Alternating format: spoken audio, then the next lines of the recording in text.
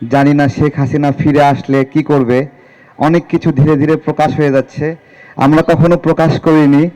যেমন 18 সালের আন্দোলনের সময়ে আমাকে নিরাপদ জায়গায় রাখার জন্য অত্যন্ত সুন্দর ব্যবস্থা নিয়েছিল অধিকারের পক্ষ থেকে।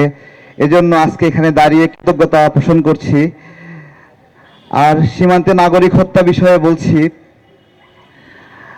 আমাদের এখানে নীরবে নিভৃতে নিয়মিতভাবে খুন করে যাচ্ছে ভারত, চুপ চুপ করে খুন করে যাচ্ছে। এজন্য অভ্যাসে পরিণত হয়েছে যে খুন না করলে তাদের পেটের ভাত হজম হয় না। অবস্থা এরকম যে এখানে ফেলানির বাবা মা আছেন, সীমান্তে যে নাগরিকগুলো খুন হয় তাদেরকে ঠিক মতো কবর দিতে দেয় না, ঠিক মতো জানাজা নামাজ পড়তে দেয় না, এবং অদ্ভুত কারণে পুলিশ তৎপরতা দেখায়, তাড়াতাড়ি মাটি দাও, তাড়াতাড়ি মাটি চাপা দাও, এখনো বাইরে রাখছো কেন?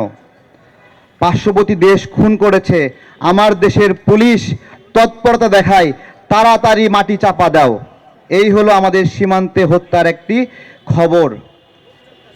অথচ কথা ছিল সীমান্তে যেদিনই নাগরিক হবে, নাগরিক হত্যা হবে, সেই দিনই ওইখানেই সবচেয়ে বড় জানাজা নামাজ পড়ার কথা ছিল, সবচেয়ে বড় জানাজা নামাজ। কিন্তু সীমান্তে কোনো হত্যার ক্ষেত্রে দেখবেন কোনো বড় জানাজা নামাজ হয় না। 5 জন 7 জন 10 জন 15 জনে জানাজা নামাজ নিয়ে দ্রুত মাটি চাপা দিয়ে দেয়। তো এই সীমান্তে নাগরিক হত্যা, আমাদের সাবেক স্বরাষ্ট্র উপদেষ্টা সাখাওয়াত স্যার বলেছেন পিঠ দেখাবেন না, আমাদের বর্তমান স্বরাষ্ট্র উপদেষ্টা উনিও বলেন পিঠ দেখাবেন না। এই বলতে বলতেই 2 জন নাগরিককে হত্যা করে দিল পরপর 2 দিন, 1 সপ্তাহ হয়নি। এখন আমি জিজ্ঞাসা, আপনি পিঠ দেখাচ্ছেন না মুখ দেখাচ্ছেন এটা তো আমরা বুঝতে পারছি। শুধু বক্তব্যে বলছে পিঠ দেখেন, বক্তব্য দেবো আমি এখান থেকে, আমি বক্তব্য দিয়ে মাইক ফাটাই ফেলবো, কিন্তু স্বরাষ্ট্র উপদেষ্টা উনি কি করবেন? উনি কাজ করবেন, ওনার সেই কাজের প্রতিফলন কোথায়? সবশেষে লম্বা করব না, আমাদের বড় ভাইরা কথা বলবেন।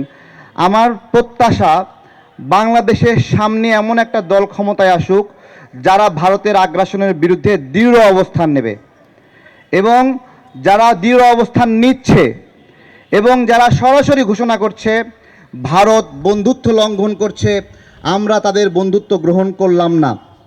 এই কথাগুলো ছাড়া যদি এই রকম হয়, চুপ করে আছে, খিচমাইরা আছে, ভারতের বিষয়ে কোনো প্রোগ্রাম করে না, কথা বলে না, আপনারা নির্ণয় করবেন কারা কারা এটা করে। দেখে দেখে তাদেরকে আপনারা ভোট দিবেন না, সোজা হিসাব। কারণ ভারতের সঙ্গে আতাত করবে। শেখ হাসিনাকে আমরা সরাইলাম কেন? কারণ সে ভারতের দালাল, এই জন্য তাকে আমরা এখান থেকে অপসারণ করলাম। তো এতগুলো মানুষ মরে ভারতের প্রতিনিধি শেখ হাসিনাকে সরিয়ে আমরা আবার সামনে দেখব যে ভারতের কোনো দালালরা ক্ষমতায় আসছে, তাহলে তো আমাদের এই লড়াইয়ের কোনো মানে হলো না। সবশেষে বলবো, আপনারা সবাই ভারতের পণ্যগুলো বর্জন করবেন, বাই লোকাল ট্রেন তৈরি করবেন। দেশের পণ্য কিনলে আমাদের দেশ লাভবান হবে, আমাদের বেকাররা কর্মসংস্থান হবে। এইটা আমরা যদি 7 দিন করি, এরপরে এটা কিছুটা অভ্যাসে রূপান্তরিত হয়। 30 দিন করলে আরেকটু অভ্যাস বাড়ে। 3 মাস যদি আমরা লাগাতারভাবে দেশীয় পণ্য ব্যবহার করি, দেখবেন এটা আপনার স্থায়ী অভ্যাসে রূপান্তরিত হয়েছে।